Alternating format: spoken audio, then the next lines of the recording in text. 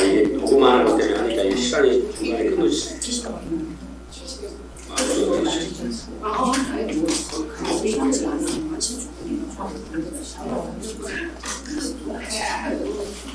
자, 뒤에 좀 달아주시겠어요, 선생님?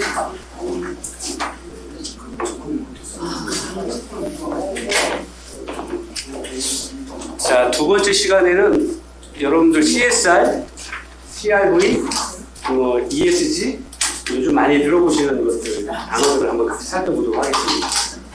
사회복지 기관들도 이걸 이제 하셔야 될 시기거든요. 근데 오히려 늦은 감이 없지 않아요. 그리고 많은 사회복지 법인 기관들이나 법인 그 기관들이 지금은 다 법인이죠.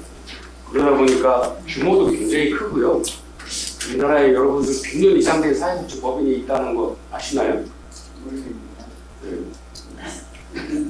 여러분들 우리나라의 그 1920년대 또는 1900년대 초반부터 일제시대 때부터 외국인 그 선교사분들이나 외국의 많은 자원봉사단체자들이 특히나 종교적인 어떤 목적을 가지고 오신 분들이 많으시잖아요.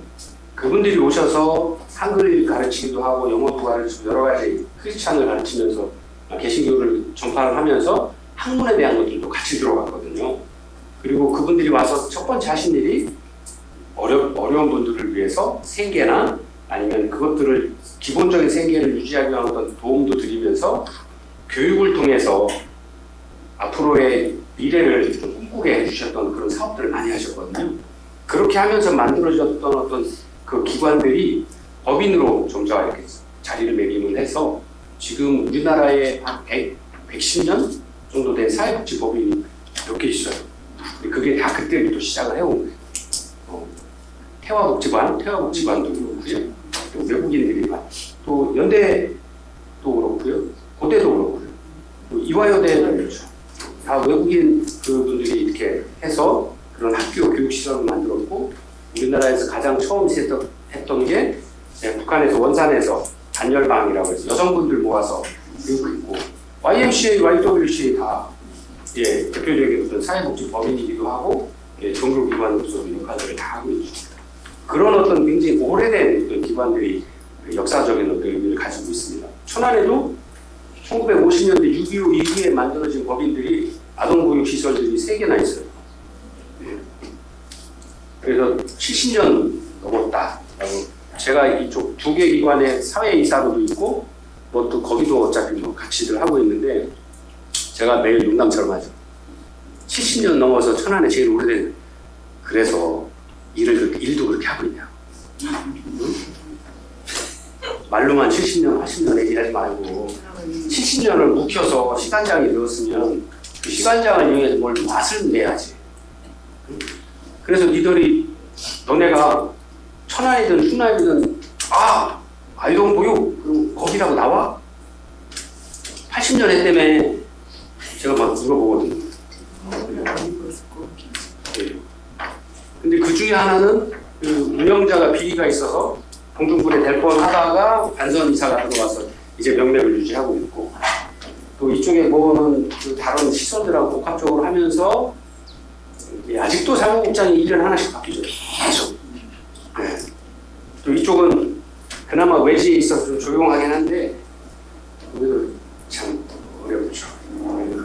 근데 그런 이유들이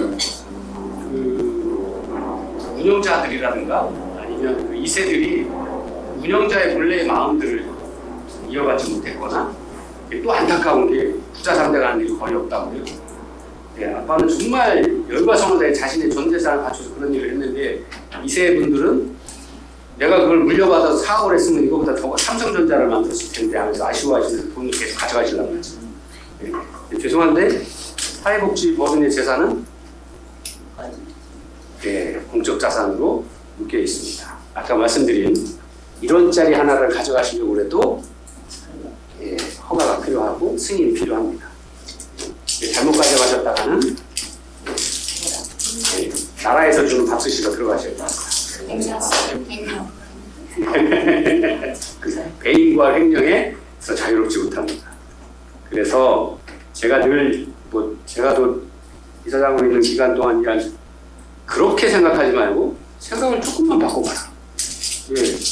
다른 사업을 해서 다른 방법으로 얼마든지 돈을 더 벌어서 가져갈 수 있는데 왜 기존에 하고 있는 것들을 그 주춧돌 아래 빼서 위에 넣고 뺐죠? 그리고 그걸 빼달라고 하냐 이거죠. 다 알고 있는 거예요.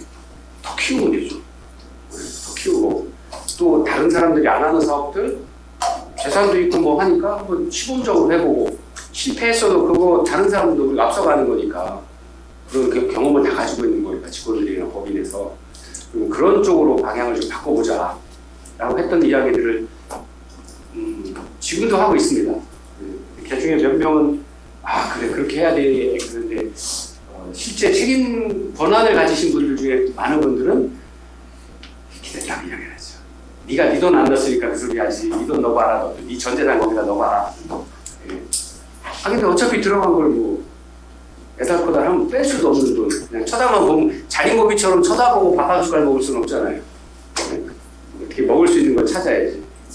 그래서 그런 부분들이 많이 생각의 차이가 있는데 그런 부분들은 바로 이런 부분들에서 현대사회의 변화 중에서 바로 요 첫 번째 CSR, 기업의 사회적 책임, 그리고 CRV는 기업의 사회적인 역할인 거죠. 그리고 ESG는 요즘 굉장히 많이 이야기되고 있죠. 네. 환경, 사회, 거버넌스라고 하는 지배구조를 어떻게 할 거냐는 겁니다. 아까 첫 시간에 잠깐 말씀드렸던 것처럼 이랜드에서 스타벅스 때문에 와서 회장이 급거 귀국을 해서 며칠 지나서 사과를 했죠. 사과를 하고도 계속 욕먹고 있고요. 지금 매출도 뭐 엄청나게 떨어지고 있고, 그 다음에 선수했던 그 기프티콘이나 이런 것들도 무조건 다 환불해준다고 이야기를 하고 있습니다. 근데 거기도 이제 잘 읽어보니까 뭐 꼼수를 또 조금 부리고 있는데, 근데 그렇게 하면 이제 기업의 사회적인 어떤 신망도 신뢰도는 뚝 떨어질 수밖에 없죠. 그런 것들을 이야기하는 게 바로 이 환경과 사회와 지배구조, ESG 경영이라고 하는 겁니다. 외국에서도 우리보다 먼저요, 많은 기업들이 ESG 경영을 해야 된다. 단순히 소비자에게 물건을 팔아서 막대한 돈을, 자본을 축적하는 것만이 능사가 아니다. 이전에는 그게 가능했는데, 1차 대전, 2차 대전이 지난 초기에는 가능했는데, 이제 시민사회도 점점 자본을 축적을 해나가고, 역량도 키워가고, 또 사회 시민의식이 생기기 시작을 하잖아요. 그래서 많은 서비스를 제공하는, 많은 생산품들을 하고 있는 기업들 중에서 이왕이면 그것을 가지고 사회에 공헌하고, 지역사회에 함께 이바지할 수 있는 기업들 제품을 사겠다라고 하는 의식들이 점점 커지기 시작을 했거든요. 제가 옛날에 한마음센터 처음 만들어서 북한 이탈 주민들하고 교육할 때 외국의 사례들하고 한국 사례를 비교해서 많이 설명을 드렸었거든요. 유리천장이라고 하는, 여성분들이 아무리 일을 해도, 아무리 성과를 내도 이전에는 팀장이 남자면 다 팀장의 성과였습니다. 뭐 남자 사회도 그랬었고 일부는. 근데 지금은 안 그렇죠. 지금은 많이 안 그렇진 않고요. 지금 많이 바뀌려고 하고 있죠. 그리고 여성 임원들도 이제 많이 생기기 시작을 하고요. 특히나 그게 먼저 시작된 게 공공 부분에서. 지금 천안시청의 예를 들어볼까요? 천안시청의 가장 큰 만한 해서 한 100여 명 됩니다. 여성분이 몇 명이나 되실까요? 한 60% 정도 하시면 되겠습니다. 아직 60%는 안 되고요. 40명 좀 넘습니다. 과장님들이. 그래서 시에 뭐 있어서 이렇게 업무 회의 가면 옛날하고 달라졌어요. 옛날에는 다 남자였거든요. 그게 다 형님하고서 만났어요. 회의 전까지. 근데 지금은 여성분들이 형님 그러는 거예요. 멋있어요. 그리고 사회복지직, 특히나 사회복지, 보건 이런 쪽은 과장서부터 저 맞단 직원까지 여자가 더 많고요. 남자를 찾아야 돼요, 지금. 복지직은 천안시청 복지행정과에 가면 한 40여 명 직원이 있는데요. 각 개별로 남자 한둘밖에 없어요. 그러면 40명 중에서 남자가 8명밖에 안 돼요. 다 여성이세요. 자, 그런 이야기들은 이제 세상이 바뀌고 환경이 바뀌어 나갔기 때문에. 그리고 또 더 아이러니한 건 남자들이 할 때보다 성과가 더 좋아요. 네. 엄마의 마음. 네, 아니 그리고 뭐 사람마다 생각이 다를 수도 있지만 옛날에는 남자들 뭐 하면 나가서 뭐 대포도 한잔 하면서 형하고 어깨 동무하고 형하고 하면서 안 되는 것도 되게 해줘 한 일 많았잖아요. 예. 근데 지금은 그런 거 없어요. 여성분들 예뻐요. 너무 좋죠. 예. 가능해서 융통성을 발휘해서 도와줄 수 있는 부분들은 최대한 하지만 그걸 벗어나지 않아요. 그러니까 비리가 생길 일이 훨씬 줄어들어요. 아주 없다고는 할 수는 없지만 그런 부분들이 근본적으로 남자와 여성의 그 성격적인 차이 아니면 젠더의 차이로 그런 부분들이 근본적으로 줄어들고 있어요. 예, 그러니까 굉장히 좋죠. 그럼 긍정적인 부분들인 거죠. 자, 그런 부분들을 좀 확대해서 ESG와 한번 연결시켜서 같이 공부해 보도록 하겠습니다. 자, ESG 경영 요소의 첫 번째 환경에 관한 부분, 환경 보호와 함께 돼야 됩니다. 여러분들 요새 옷 파타고니아인가요? 피타고라스가 아니라 파타고니아인가 뭐 있죠. 비싼데도 젊은이들이 이왕에 소비해 줄 거면 재활용품을 활용해서 만든 친환경 섬유 제품들을 사주고 있습니다. 이전에는 그거 새 제품 해야 되는데 그거 친환경 예를 들어서 뭐 폐기물들을 이용해서 그거에서 다시 섬유를 뽑아서 하고 또 요새 소방서에서 근무했던 그 오래된 진화법들 다시 해서 그걸로 여러 가지 가방이나 셋들 만들어서 다 판매하죠. 비싸요. 근데도 다 사시죠. 네. 왜? 그런 것들을 해서 내가 소비한 그 비용의 일부가 그분들을 위해서 쓰여지기도 하고 또 재활용을 해서 쓰기 때문에 우리 후손들에게도 자원의 낭비를 줄여준다라고 하는 그런 의식을 가지고 비싸더라도 돈 10,000원을 더 주더라도 그걸 활용을 하고 또 그 옷을 입으면 자부심이 생기잖아요. 나는 돈을 쓰고는 있지만 필요한 옷을 쓰는 거지만 똑같은 소비를 해서라도 지구에, 이웃에, 환경에 도움이 되는 일을 한다라는 것들을 이 기업들이 공적인 마케팅을 통해서 지속적으로 홍보를 하고 있어요. 예. 그래서 그 시장들이 점점 커지고 기업의 규모도 점점 커져요. 이런 것이 바로 환경보호 활동인 거죠. 그리고 사회공헌 활동인 거죠. 함께하는 거죠. 그리고 뭐 사람마다 다르겠습니다만 뭐 노조들이 다양한 자기네들이 공헌하는 만큼 기업에 공헌한 만큼의 수익을 또는 자신들의 어떤 생계를 위한 최소 금액들을 과감하게 요구하고 있죠. 예. 바로 그런 데에서 기업들이 또 그런 것에 목소리를 기울여서 함께 합의점을 찾아서 가려고 하는 노력들이 바로 이러한 환경 ESG 경영에서 이야기하는 부분들입니다. 그리고 그렇게 되는 기업들에서 생산된 제품들을 소비자들이 긍정적으로 생각하고 소비를 해준다라고 이왕에 소비할 거면 한 지역의 환경에 도움이 되는 기업들을 또 노조에 적극적으로 함께 하려고 노력하는 기업들 거를 사주려고 한다라고 하는 거죠. 네. 거기다 또 하나 지배구조를 개선해야 된다라고 하는 거죠. 네. 이전에는 아직도 그렇긴 합니다.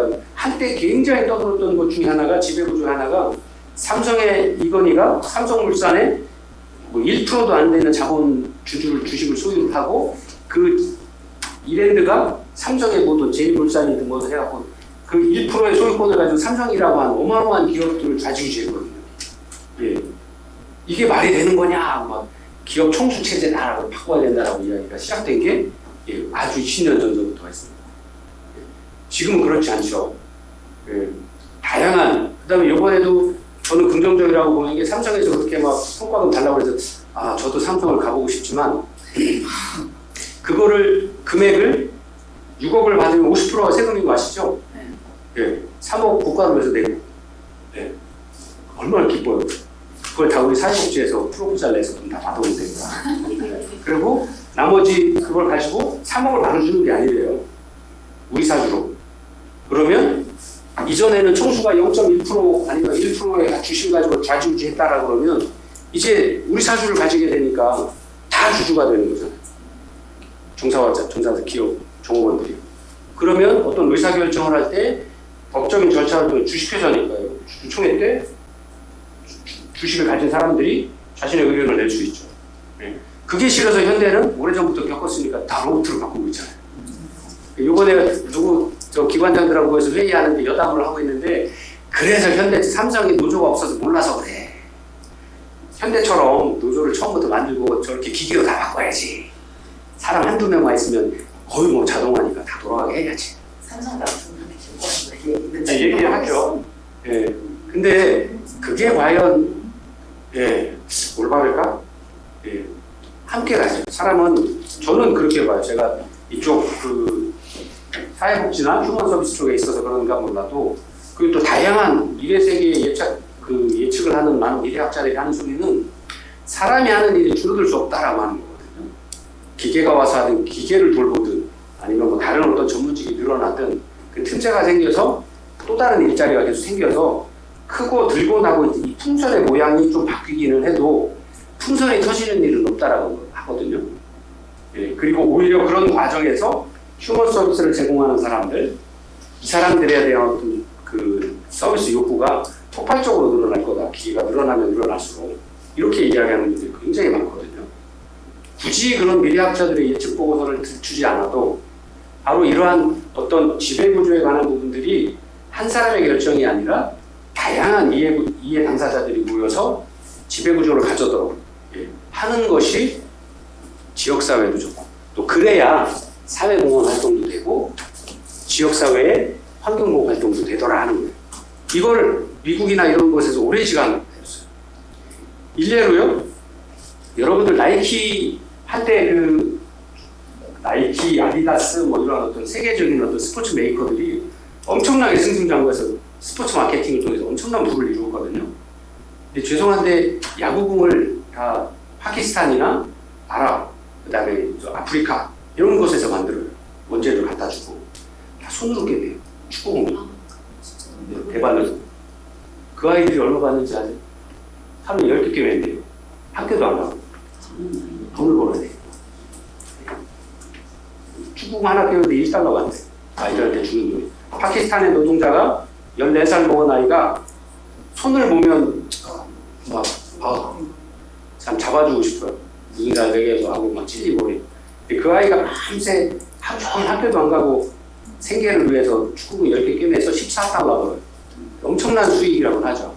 근데 그 축구공이 미국에 와서 유럽에 와서 한국에 와서 얼마에 팔려요? 수십 배. 몇수십 배로 팔려요. 그 중간의 수익들을 해서 그래서 소비자들이 미국의 많은 소비자들이 나이키, 아디다스 축구공, 축구화 이런 거 사지 말자. 아니면 정상적으로 돈을 줘라. 요구를 했어요. 소비자 단체. 커피도 그러죠. 여러분들 커피 많이 드시죠? 저도 바리스타 수업을 저희 학교에서 하는 평균적으로 2번 들었거든요. 잘 몰라서. 커피가 공정무역이라고 하는 제도를 새로 만들었어요. 우리나라에서도. 에티오피아에 가면 그 2,000곳 이상 넘어가서 한 극소량의 최상품의 그 커피가 생산되는 거는 엄청 비싸요. 돈을 1억씩 먼저 줘야 돼요. 생산도 안 했는데. 그래야 생산된 양의 그 금액만큼을 받아가요. 그 해의 단가를 정해서. 그거 하루에 한 잔에 에스프레소 한 잔에 뭐 60만 원씩 팔려요. 서울에서. 호텔에서. 바리스타 과정을 하면서 정식으로 배운 겁니다. 거기서 제가 하는 소리가 아니라 60만 원. 에스프레소 한 잔에 60만 원씩 많이 드신대요. 매니아로. 그만큼 나오는 거죠. 자, 근데 그 사람들이 그 콩을 생산을 해서 진짜 한 잔에 60만 원, 한 잔에 한 15g, 25g 정도 되잖아요. 이거 볶아놓으면 이게 한 주먹이에요. 콩으로 따지면. 이거 한 잔에 60만 원이면 그냥 쉽게 1,000원씩 보고 600불이잖아요. 그러면 공장 현지에서 몇 달 동안 일한 사람이 이 25g을 600불을 받고 파냐 이거예요. 잘못된 거다라고 하는 거예요. 그래서 공정무역에 대한 이야기들이 계속 요구가 되었었죠. 그래서 커피를 그렇게 후려쳐서 노동자들의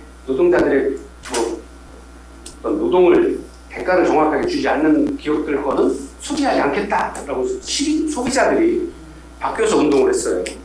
그것도 원래 이제 미국이나 유럽에 있는 많은 여성 단체들이, 소비자 단체들이 먼저 시작을 했던 거거든요.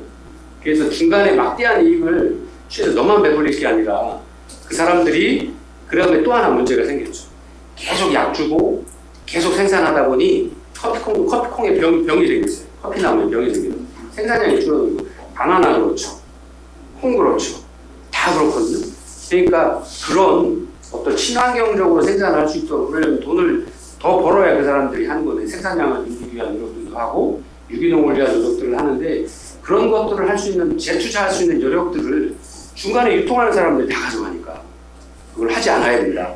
최소 비용을 보장해줘야 된다라고 요구하기 시작하는 게 공정무역의 시작이거든요. 여행도 그렇잖아요. 공정여행 한다고 하잖아요. 패키지 아니면 자유여행, 이런 여행 상품들이 많이 늘어난 것들도 제가 한 15년 전에 전 세계 다이빙을 다니기 시작을 하면서 보니까 비용이 너무 비싼 거예요. 야, 근데 이렇게 들 일이 없는데 왜 현장 가서, 야, 너네 몰디브에서 다이빙 딱 하는데, 야, 이탈리아 배예요. 거기 그 나라의 그런 배를, 요트를 쓸 수가 없어. 얼마냐? 얼마라고. 그래서 딱 우리 밤에 빠져봤죠. 얼마지? 우리가 24명 갔으니까, 1,000불도 안 되는데 왜 3,000불씩 받지? 예. 예. 그래서 제가 그때부터 다이렉트로 연락을 했죠. 예. 선주한테. 예. 다이렉트 연락해서 비행기 어차피 저희가 끊고 중간에 안 하고 우리가 끊어서 하니까 그 비용들이 반으로 뚝 주는 거예요. 예. 그리고 그 외에 여행 갈 때도, 그 다음에 저희도 자유여행만 다니니까 호텔 예약 우리가 다 하고 항공권 예약 다 하고, 여행 상품 로컬에 가서 패키지로 나와 있는 것들, 그러면 하나 투어나 안 통하면요, 여러분 잘 아시는, 요새 하도 가시는 베트남에 가시면 하나 투어 가서 야간 옵션이 한 50불, 뭐 많이 가는 것 저녁까지 해서 뭐 하는 것들은 식사까지 하면 한 100불 정도 하실 거예요. 로컬 하면 나 호텔 어디 있어? 뭐 같이 6시 반에 와서 저녁 6시까지 해서 그게 한 100불 정도 한다 그러면, 로컬을 통해서 현지 가서서 현지 여행사랑 계약을 하시면 반도 안 돼요. 그것도 아침에 픽업을 차가 와서 나를 태워서 모든 여행 다 둘러보고 밥 다 먹고 저녁 때까지 호텔에 다 내려주는 돈이에요. 반도 안 돼요. 물론 이렇게 하면 여행사 돈벌이가 안 되는 건데, 자기가 조금 노력하고, 그리고 굳이 영어 못해도 여러분들 공부하신 면담 기술 있잖아요. 바디랭귀지로 얼마든지 나 저거 먹고 싶어, 나 저기 가고 싶어, 다 하실 수 있거든. 나 저기 데려다줘 하실 수 있거든. 예, 영어 한마디 안 하셔도 돼요. 여기서 잘못하면 사기당할 수도 있죠. 예, 그리고 또 이상한 거 사러 가서, 예, 배 아파서 오시죠. 안전하게. 예. 안전하게. 좀 쓰고. 아니 그냥 맨날 한국 사람 외국 영화 저거 얘만 그러니까 그게 문제죠. 일단 요즘 저희 집사람도 갔다 오더니, 여보 한국 사람이 다인데 한국 사람 하는 데는 옆에랑 물어보고 다 비싸. 아니 그래서 자기 친구들하고 내가 잡아준다니까 가. 그랬더니 불안해서. 불안하게 뭘 불안해? 네 얼굴을 누가 데려가냐? 나이 먹었지 뭐 했는데 누가 데려가냐 그래서. 아니 그럴 때는 한 번씩 소리 내야지, 언제 내요? 간이 2개씩인가 봐. 저기 인기하라.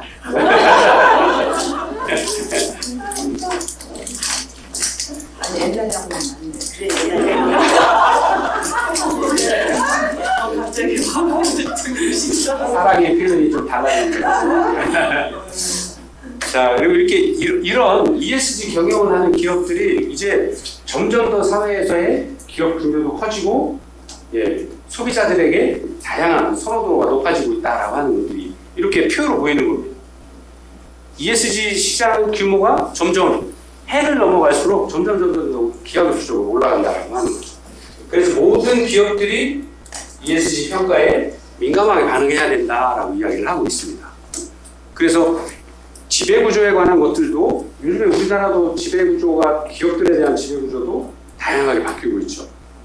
잘 된 거는요, 이 주식시장이 활성화되면서 굉장히 많은 국민들이 잘 운영되고 있는 기업들에 대한 주식도 가지고 계시고, 또 기업 가치가 올라가는 기업들을 보면 사회적인 사회봉사와 환경에 대한 어떤 배려를, 그다음에 주주에 대한 어떤 환원 정책들이 외국의 기업 사례처럼 점점 더 높여지고 있다라고 하는 거죠.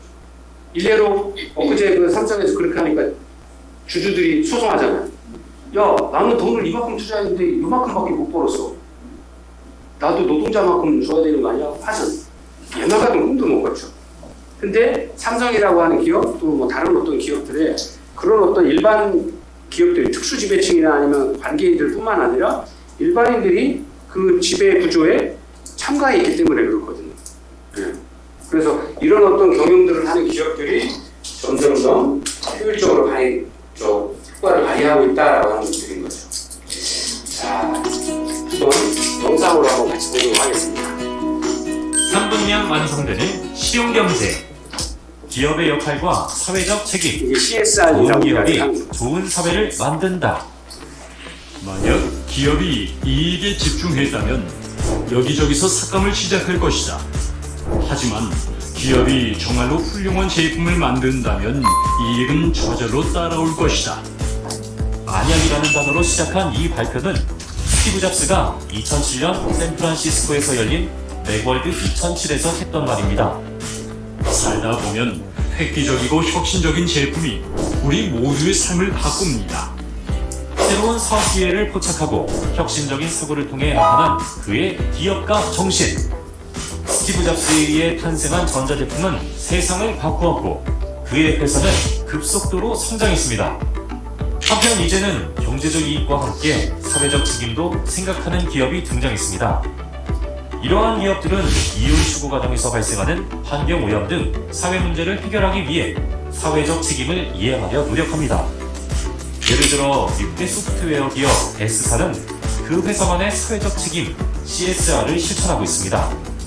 1% 가치 환원, 회사 자산에, 회사 제품에 직원들의 업무 시간의 1%를 지역사회와 비영리 부문에 공헌한다. 111 자선 모델입니다.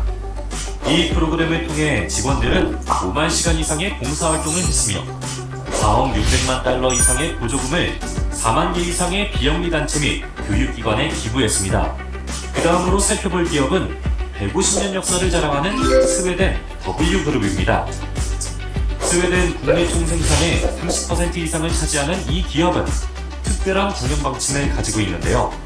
기업의 소유권과 경영권을 보장받는 대신 회사 이익금의 85%를 법인세로 환원하여 대학, 도서관, 박물관 건립 등 공공사업에 투자하는 방법으로 노블리스 오블리주 정신을 실천하고 있습니다. 이외에도 많은 기업은 윤리적, 경제적, 자선적, 법적으로 사회적 책임을 다하고자 노력합니다. 더 나아가 이제는 CSR을 넘어 공유가치 창출과 ESG 기업 경영 시대로 나아가고 있습니다. 2003년 등장한 CSV, 공유가치 창출은 CSR에서 확장된 개념으로 사회적 문제를 해결하는 과정에서 큰 사업의 기회가 생긴다는 것입니다. CSR이 선행을 통해 기업의 이윤을 사회에 환원하는 것이라면 CSV는 기업과 지역사회의 상생을 통해 장기적으로 더 큰 성과를 거둘 수 있다는 것이죠. 최근 기업 경영에 화두는 ESG입니다. ESG 경영은 환경 보전과 사회 공헌, 지배구조 개선의 관점에서 기업의 지속 가능한 발전을 목표로 합니다. 특히 투자자가 기업 투자를 결정할 때 ESG를 평가 지표로 삼아 투자를 합니다. 따라서 ESG는 기업이 투자를 받기 위한 노력 등을 측정하기 위한 복합적인 지표라고 볼 수 있습니다. 기업의 힘은 단순히 돈을 벌 수 있는 능력이 아니라 사회에 공헌할 수 있는 능력임을 깨달아야 한다. 기업이 사회적 책임을 다할 때 사회는 풍요로워지고 사람들의 삶의 질은 높아지며 지구 환경과 인류의 미래가 밝을 것입니다.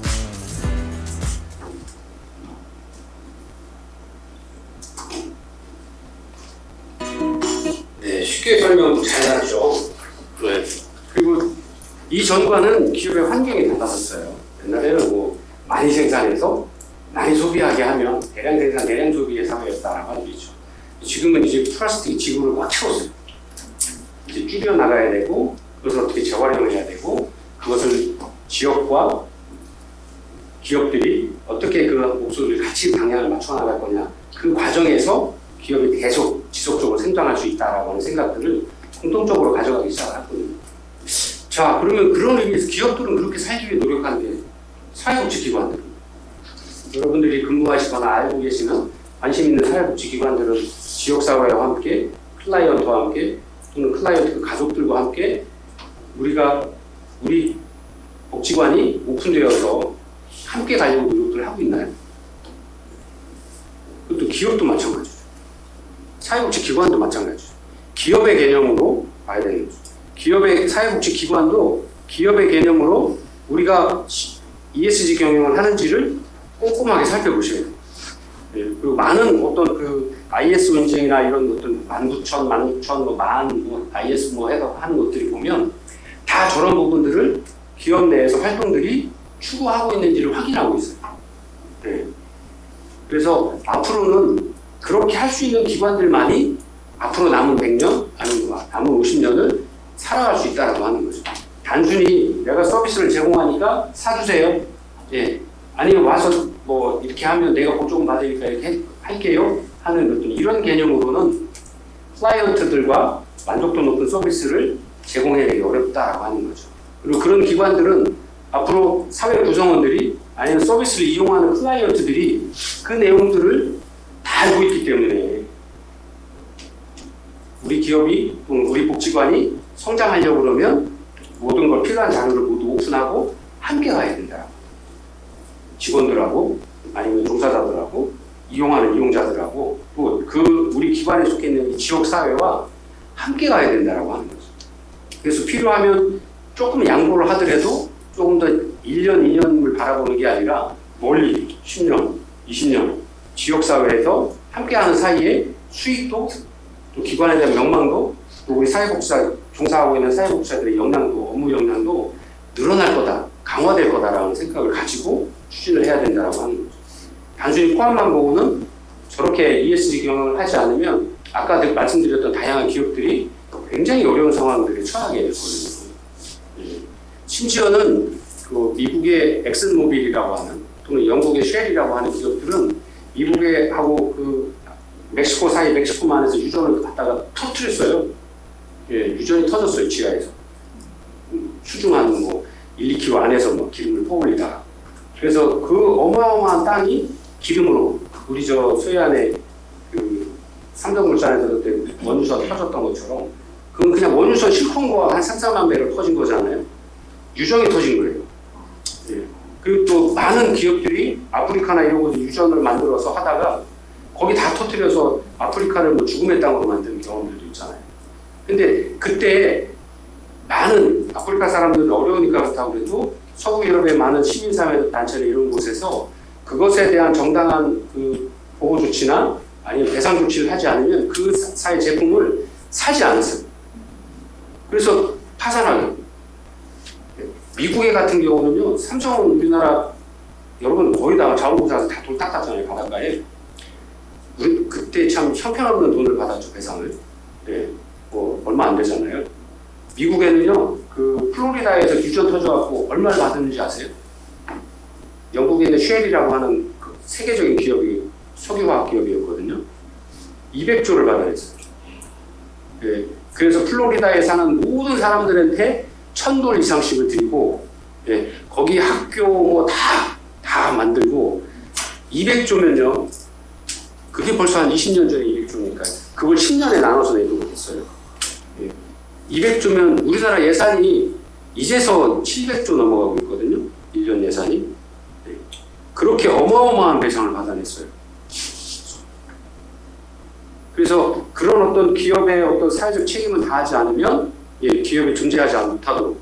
근데 그 회사도 1년 매출이 예를 들어서 100조 정도 되는 회사인데 어떻게 200조를 내겠어요? 그걸 내더라도 앞으로 계속 해야 되는 어떤 그런 것들, 그 다음에 사회적인 책임들, 그 다음에 우리가 그걸 하지 않음으로써 환경에 대한 문제가 있다는 것도 인식을 하는 거고, 가장 큰 건 우리 회사가 파산해야 될 수밖에 없다라고 하는 것, 인식을 했기 때문에 장기간에 걸쳐 나눠내더라도 그거를 부담을 하더라도 앞으로 더 열심히 해서 할 수 있다라고 하는 가능성을 받기 때문에 그걸 내는 거죠. 예. 그리고 물론 뭐 국가에서도 다양한 힘이 있으니까 그걸 받아낸 거겠지만 기업에 우리나라 같은 경우에는 정말 안타깝죠. 네. 그래서 여러 가지 어떤 과정들이 바로 이러한 어떤 역사적인 어떤 과정의 흐름들이거나 아니면 그런 사례들을 우리가 외국의 사례에서도 많이 볼 수 있고요. 또 그들이 우리보다 사회복지를 훨씬 빨리 시작을 했기 때문에 그 변화의 흐름들을 쭉 훑어보면 맥락이 잡힐 수 있다라고 하는 거죠. 그리고 우리가 앞으로 10년 후에 우리 기관이 또는 내가 어떤 일을 하고 있을 거인가에 대한 그림을 그려볼 때 지금 조금 어렵지만 무언가를 좀 찾아봐야 되고 노력해야 되고 ESG 경험을 해야 되고 함께 동반자로서 함께 지역사회 함께 가야 된다라고 하는 것들을 미리미리 준비를 해야 되는 거죠. 그리고 그런 어떤 조직의 문화를 만들어 나갈 수 있어야 돼요. 그리고 그러려면 여러분들이 그 내용들을 알고 공부하시고 여러분들이 실천가가 되셔야 돼요.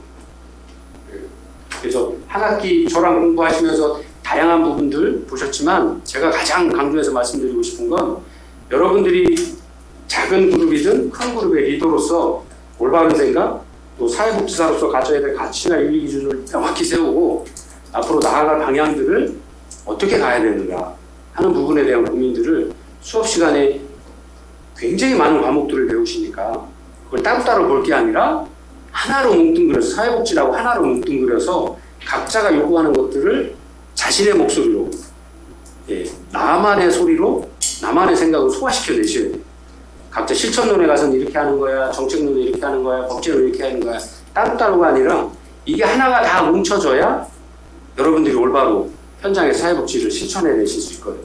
법에 걸리지 않도록 법에서 규정한 대로 행정 절차에 맞춰서 클라이언트의 눈높이에 맞는 실천들을 동시에 되는 것이 따로따로 되는 게 아니거든요. 네, 그래서 앞으로는 이렇게 통합하는 생각들을 좀 하시면서 공부를 좀 하시면 좋을 것 같고 또 그런 생각에서 좀 고민들도 같이 해보시면 아마 큰 어떤 그림들 또 여러분들이 지금보다는 사회복지에 있어서의 어떤 생각들도 많이 바뀌고 발전해 나가지 않을까 생각을 합니다. 자, 그래서 오늘 여러분들하고 ESR 또 ESG 또 CSR, CRV 뭐 이런 사회복지에 대한 공적 마케팅에 관한 것들도 같이 한번 살펴봤습니다. 혹시 수업 들으시면서 궁금하시거나 질문들 있으시면 마치기 전에 Q&A 시간을 가져보겠습니다. 저만 말을 너무 많이 했군요. 네, 긴 시간 수고 많으셨고요. 다음 주는 쉬시고 그 다음 주에 14주차에 수업하고요. 15주차에 시험 보시고 그 시험 그날 15주차 시험 답안지 다 준비해서 오셔도 되고요. 그날 시험 보시고 식사 같이 하시면서 종강하도록 하겠습니다. 다음 주 쉬시고 다음 주에 뵙겠습니다. 학교에 못 오는 사람은 어떻게 해야 돼요? 시험은 따로 못 오시는 분들은 메일로 주셔야죠. 네. 일단은 다 오라고 네. 할게요. 네. 꾸준히